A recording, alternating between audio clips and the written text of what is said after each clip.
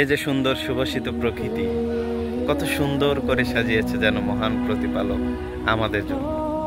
এই প্রকৃতির নির্জনতার মধ্য গেলেই মনটা অটোমেটিক ফ্রেশ হয়ে যায়। শহরের কোলাহল ব্যস্ততা থেকে একটু ক্লান্তি দূর করার জন্য প্রকৃতির থেকে বিকল্প আর কি হতে পারে? আল্লাহ সুবহানাহু ওয়া তাআলার তৈরি নিদর্শনের থেকে বিকল্প আর কি হতে পারে? একটা নদীর ধারে একটু বসুন, দেখুন নদীর কলতান, একটা প্রকৃতির ভিতরে বসুন, দেখুন প্রকৃতির কোমল বাতাস আপনার অন্তরকে শীতল করে দিবে এবং মনের নিভৃত থেকে আল্লাহ সুবহানাহু ওয়া তাআলার প্রতি শুকরিয়া কিন্তু অটোমেটিক চলে আসে। তাই প্রিয় দিনী ভাই, আল্লাহ তাআলার এই নিদর্শন সমূহের যথাযথ শুকরিয়া কিন্তু আমরা আদায় করি না। তাই যথাযথ শুকরিয়া আদায় করুন, আল্লাহ সুবহানাহু ওয়া তাআলা নিয়ামতকে আরও বৃদ্ধি করে দিবেন। আমরা আল্লাহ সুবহানাহু ওয়া তাআলার নিয়ামতের ভিখারি। এই জন্য প্রিয় দিনী ভাই, যেখানেই যে অবস্থাতেই থাকুন, শুকরিয়া কেবল মহান প্রতিপালকেরই হওয়া উচিত।